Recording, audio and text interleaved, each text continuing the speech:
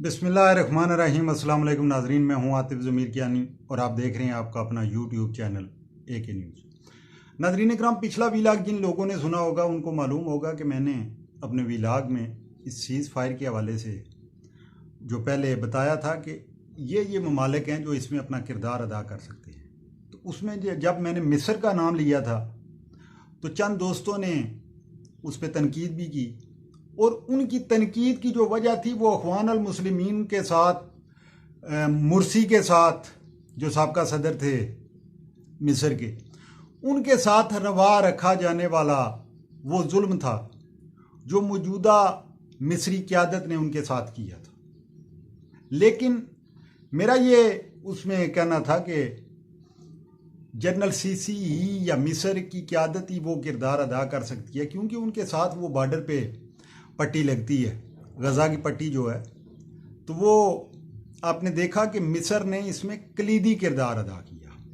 पाकिस्तान बहुत दबंग अंदाज में, शाह महमूद कुरैशी ने पाकिस्तान का मुकदमा, पाकिस्तान की आवाम की आवाज़ फ़लस्तीनियों के हक़ में, बल्कि आप ये कह सकते हैं कि ऐसे दबंग अंदाज में कि इससे कबल कोई हुआ नहीं है, कोई मिसल माजी में नहीं मिलती कि जिसने बरमला तौर पर डीप पॉकेट्स उन लोगों को कहा हो जो वाकई डीप पॉकेट तो हैं लेकिन मानते नहीं हैं। इस पे शाह महमूद कुरैशी पे इल्ज़ाम भी लगा कि वो असबियत को उभार रहे हैं और मुतअस्सिबाना किरदार अदा कर रहे हैं।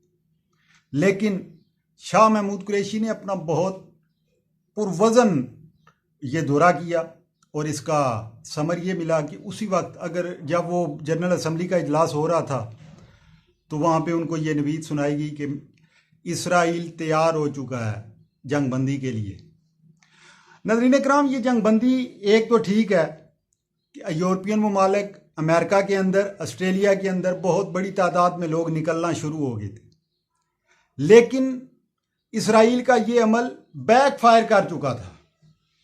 ये उनको मालूम हो चुका था, सदर बाइडन को भी और नेतन्याहू को भी। नेतन्याहू को उसने कायल किया कि फलां अब हमारे हाथ में कुछ नहीं रहा, पूरी दुनिया आहिस्ता आहिस्ता आवाज़ उठाना शुरू हो गई है। और मेरा तो ये भी कहना था कि अगर ये आवाज़ ज़्यादा चलती, ये अगर अभी सीज़ फायर ना होता तो आने वाले वक्तों में आप देखते अगर ये काम थोड़ा सा लंबा हो जाता तो ये जितने भी अरब रियासतें खामोश बैठी हुई थी, इनका इक़्तिदार की चोलें हिलना शुरू हो जाती। लेकिन अमेरिका की जो इस्टेब्लिशमेंट है उसने आने वाले वक्त को जल्दी से पहले ही भांप लिया था।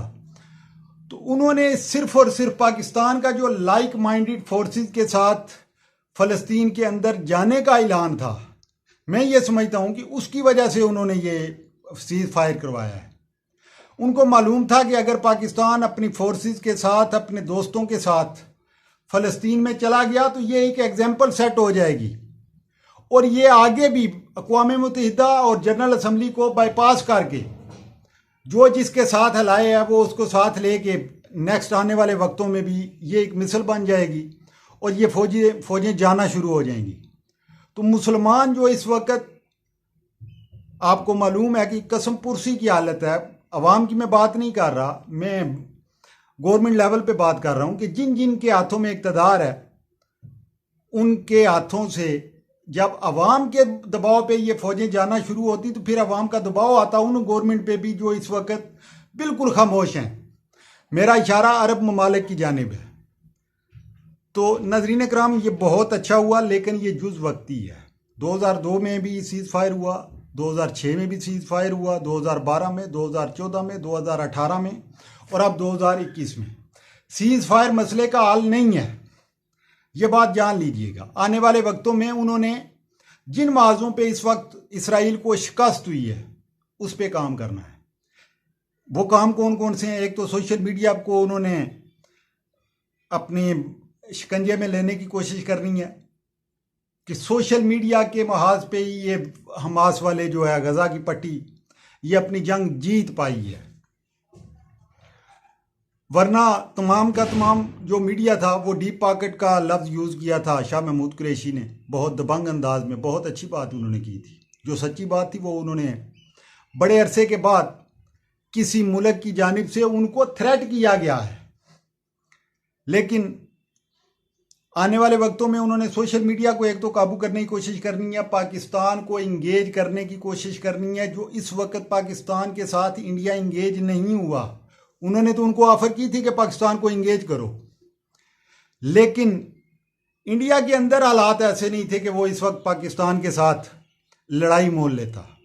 आने वाले वक्तों में आप देखेंगे कि पाकिस्तान के साथ और टर्की को भी इंगेज करने की कोशिश की जाएगी। बजाते खुद इसराइल ईरान को अपने शिकंजे में लेने की कोशिश करेगा, लेकिन मौजूदा जो वक्त है नाज़रीन कराम, इसमें अरब ममालिक को अपनी इस नींद से, बेदारी से जगाना होगा।